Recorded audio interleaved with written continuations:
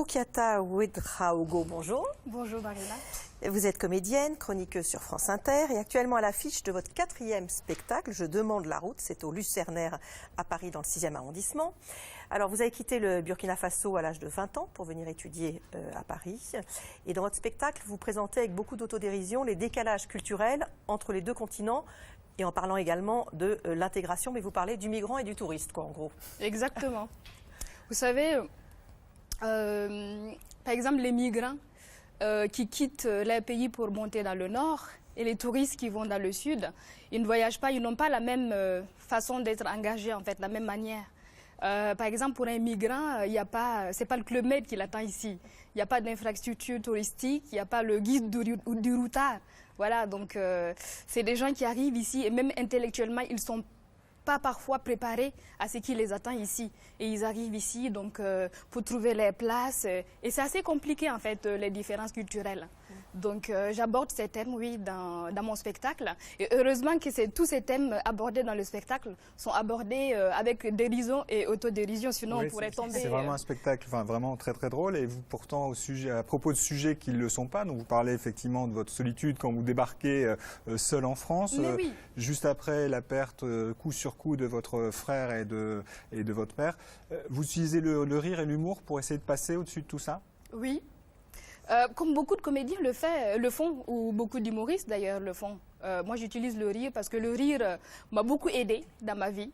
J'ai beaucoup pensé mes blessures par le rire. Je ne dis pas que le rire peut régler tout, hein, mais je pense que le rire, on peut l'utiliser comme arme en fait. Contre la violence. Vous arrivez à l'utiliser voilà, justement contre la violence, contre ce qui peut arriver effectivement de pire, puisque vous avez été excisé. On regarde juste l'extrait du spectacle qui concerne ça et on en reparle.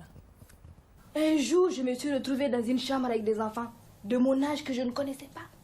Mais ce que j'ignorais, c'est que nos destins allaient se lier, car ce jour-là, nous allions toutes perdre nos clitoris. Une dame au visage dur venait nous chercher une par une et nous amener dans une petite case. Plusieurs semaines sans pouvoir faire pipi, sans hurler de douleur. Plus d'un mois à marcher comme un crabe mou. À l'âge où on joue à la ronde, à l'âge où on joue à cache-cache, à l'âge où on ne sait même pas qu'on a ce truc entre ses jambes qui gêne à ce point les adultes, qu'ils en deviennent capables d'attirer leurs propres enfants dans ce traquenard sanglant. Qu'est-ce que tu veux? Pourquoi revient-il 34 ans après? Et là, il me dit que lui aussi, ça lui a fait du mal d'être arraché à moi, qu'il a erré pendant toutes ces années sur ses routes en te posant la question qui il était. Qu'est-ce qu'un clitoris sans fille? Et moi aussi, je me suis posé toutes ces questions. Qu'est-ce qu'une fille sans clitoris?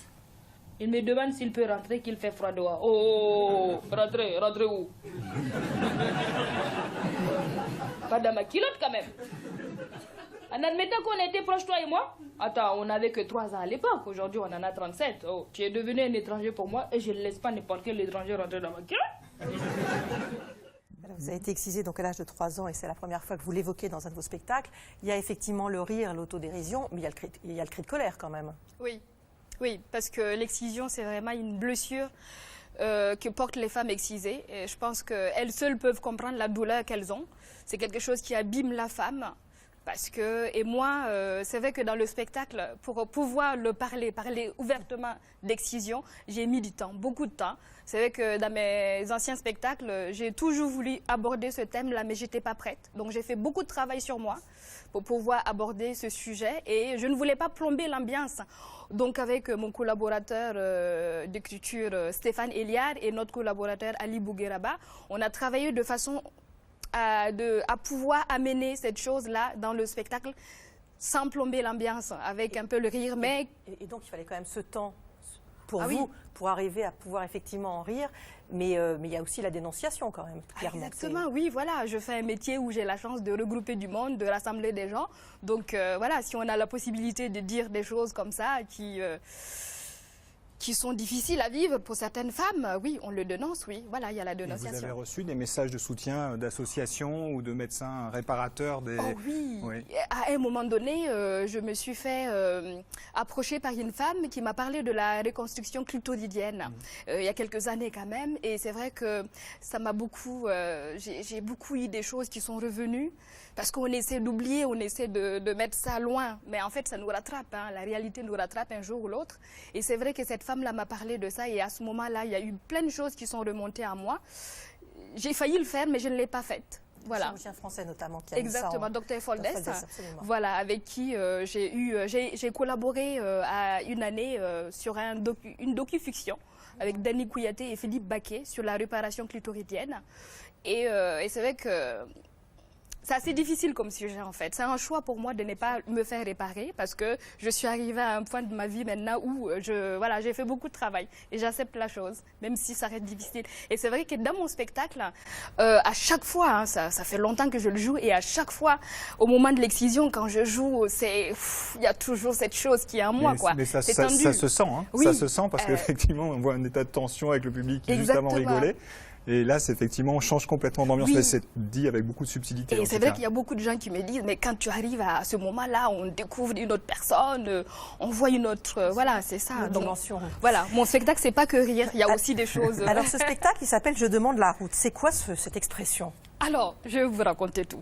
Ici, quand vous voulez vous voulez mettre terme à une conversation ou à une visite, vous dites, bon, bah, je vais prendre la route. Chez nous, la route, on ne la prend pas, on la demande. Et c'est plus qu'une formule de politesse.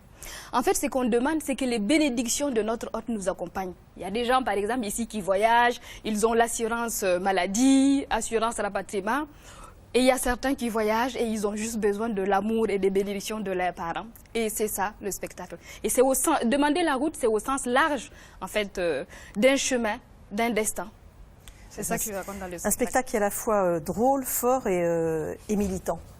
Oui, je pense, oui, parce qu'il y a des gens qui... J'ai des retours comme ça. Au début, c'était pas voulu, mais voilà, c'est devenu comme ça.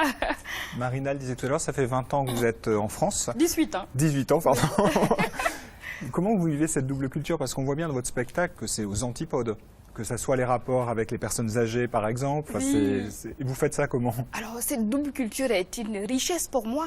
Je suis très contente d'avoir cette double culture parce que ça me permet de voir les choses avec beaucoup plus de recul, que ce soit chez moi ou ici. Et en plus de ça, comme je le dis souvent, même si j'ai le cul entre deux chaises, parce que j'ai mon pied droit qui est au Burkina et mon pied gauche qui est en France ici, pour moi vraiment c'est quelque chose qui m'apporte en tout cas dans mon quotidien, que j'aimerais apporter aussi à mes enfants. Merci beaucoup. En tout cas, il faut aller voir votre spectacle. Je demande la route. C'est au Théâtre du Lucernaire à Paris dans le 6e. Et c'est jusqu'au 2 juin 2018. Donc, il n'y a pas d'excuse pour ne pas y aller. Merci beaucoup. Merci à vous. Merci.